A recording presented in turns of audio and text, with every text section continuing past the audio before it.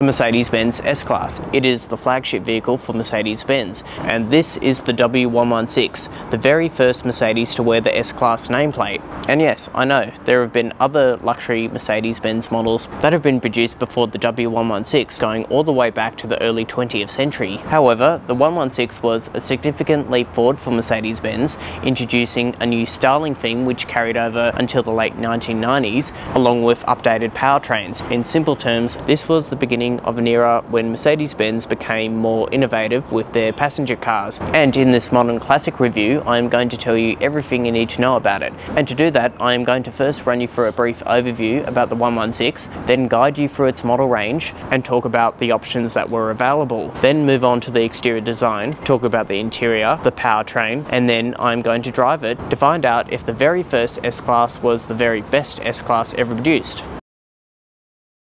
Let's start this video talking about a brief overview about the W116. So it was launched in 1972, replacing the W108 and W109 series, introducing a raft of engineering achievements like ABS braking, brand new fuel-injected engines, and this was also the first Mercedes to feature hydro-pneumatic suspension. And when this car was new, it had an estimated price tag of around 40,000 Australian dollars, including all of its options and on-roads. And in terms of competitors, in the early 1970s, the W116 didn't have any other alternatives, like a BMW 7 Series, but the S-Class was much more advanced than anything on the road. So it was available in short and long wheelbase form, and to identify the models, S stands for carburetor, SE are the fuel-injected models, SEL stands for long wheelbase, and the D stands for diesel. In another format, the 280 is a 6-cylinder variant, the 350s and 450s are the V8s, and the 450 SEL 6.9 is the high performance variant. The 116 was also offered in a range of different metallic colours, interior colours, as well as different seat upholstery like leather, MBTEX and velour. Additional options included a sunroof, climate control and heated seats. And again, all models vary depending on which market the car is from and which year model it was built in. And then in 1980, the W116 was then replaced by the W126, and by then the S-Class was in direct competition with the very first BMW 7 Series. This example is interesting. It is an Australian compliant 450 SE, and it was delivered to Australia's leading heart surgeon, Dr. Victor Chang, and it's currently for sale at Unique Motor Garage, and they are located in Petersham, New South Wales. They specialise in classic Mercedes-Benz vehicles, BMW, Range Rover. I'll put a link in the description below, but for now let's continue on with the tour.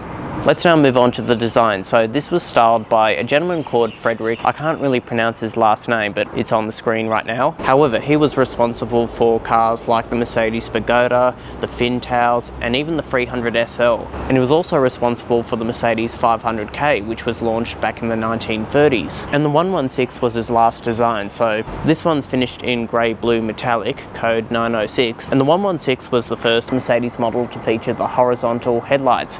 And for Mercedes, this new styling theme went on to become very iconic, right up until the mid-1990s when the 4 headlight design theme came in with the W210 E-Class. And down the bottom you have chrome bumper bars with these rubber edges and the classic horizontal Mercedes-Benz grille with the star on the bonnet. This also features the factory under bumper fog lights, which were an option, and the wipers and this grille here are finished off in chrome, as well as the windscreen. And moving towards the side view of the 116, it is a short wheelbase version, which is very rare due to the fact that a majority of 450s that were sold in Australia were ordered as long wheelbase. You have some chrome along the window edges, chrome on the side mirrors and chrome on the door handles. And if we have a look at the wheel design, they are 14 inches in diameter, wrapped in period correct white wall tyres. And the wheel designs themselves are either called Baroque or Punt. And if we move towards the rear design of the 116, it features the horizontal halogen fluted tail lights at the back, which means they have these inbuilt cutaways to prevent snow buildup, as well as these chrome bumper bars with these rubber edges.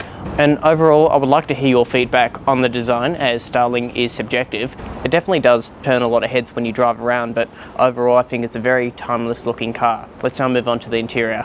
Let's now move on to the interior inside the 450 SE. So before you climb inside, you have chrome door handles with a basic lock and unlock system, and the key is your basic Mercedes-Benz key from this period. Now moving on to the interior design. So compared to the W108, it was a big leap forward in terms of design. Now, although it does still look basic, it is over 50 years old. The S-Class was always setting the luxury benchmark in terms of its design, comfort, luxury, build quality and ergonomics. And compared to other cars on the market like a Jaguar XJ6, here is a photo of the interior of that car, and in my opinion very nice, very vintage, but compared to the S-Class, very outdated. So that gives you an idea on how modern this car looked back when it was released. And this particular example is featured with the parchment leather interior, which is a creamy beige colour, highlighted by the Zambrano timber trim. Very comfortable seats as well. They are manually adjustable and you have a fold down armrest here.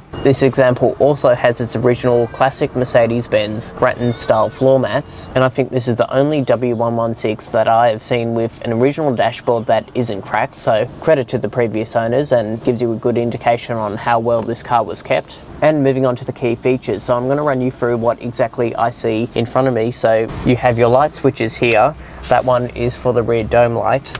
Along the center here, your air conditioning controls, heater and fan direction, which was an option on certain year models and variants. And down here, the original Becker Mexico cassette player that features both AM and FM radio. In the center, you have your electric window switches and your sound adjustment dial. And ahead of the driver, you have a large 4-spoke steering wheel with an analog gauge cluster featuring a rev counter on the right side and a clock, fuel temperature and oil pressure on the left side, and in the center your speedometer with some warning labels down the bottom. And lastly, on the right side, your light controls and your parking brake. Some storage in the center as well.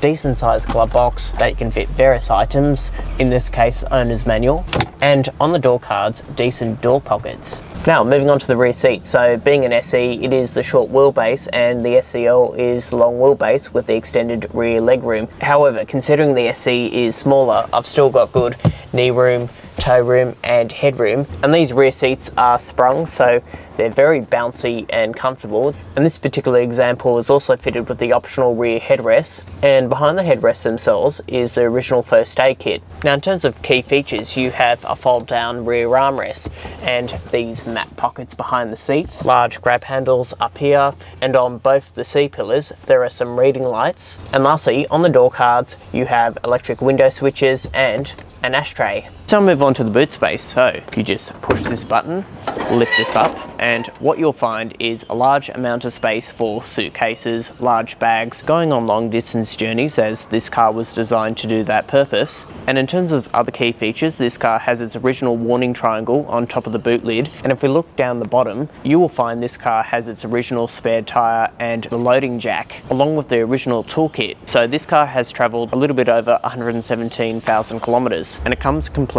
with all of its original factory literature, service logbook, and a large number of receipts. And lastly, the owner's manual. So like I mentioned in my W108 video, not only it tells you how to work out the basic controls, it shows you how to service the car yourself and keep it maintained for many years to come. So for example, checking the fluids, coolants, and various lubricants, as this was a car that you bought for life rather than keeping it during its lease or warranty period. So that's the boot out of the way. Let's now move on to the powertrain. So if you walk over to the passenger side, you will see a lever, pull on it, and that unlocks the bonnet. And then you have to pull on 2 tabs. So one's here and one's here, and the bonnet just lifts open. And what you'll find under the bonnet is the M117 V8 engine. Now, compared to any other powertrain fitted in this generation S-Class, this is the larger 4.5 naturally aspirated V8 engine developed in response to the US emission regulations. It is fuel injected, producing 167 kilowatts and 377 newton meters of torque, and it's paired to a 3-speed automatic gearbox, sending all of its power to the rear wheels. And a few noteworthy engineering highlights: this has double wishbone front suspension, and all 4.5 models were fitted with a couple link axle rear suspension setup that prevents the rear from dipping when driving off and accelerating, along with rear self-leveling hydraulic suspension. Very similar engineering achievements carried over from the Mercedes C111 prototype, which was a concept car that launched in the 70s. Let's now move on to the driving experience. So the seat belts, put it into drive, and the accelerator pedal is very long. So once you master it, which takes about 5 seconds. It's very easy to drive and quite satisfying. And once you set off and start turning the wheel, you'll notice how big the steering wheel is, but it's a very pleasant car to drive.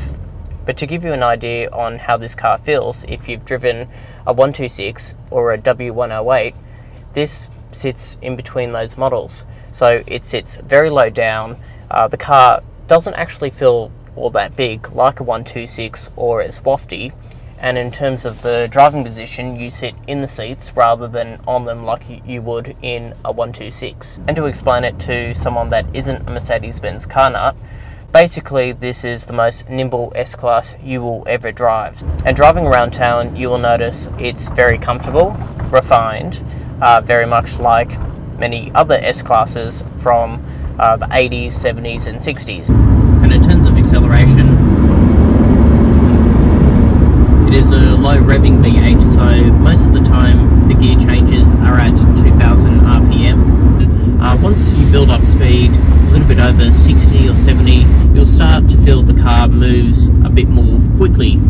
And in terms of visibility, great out the front, all around as well, and good rear visibility as well. With the driving impressions out of the way, let's now wrap up this video with a verdict.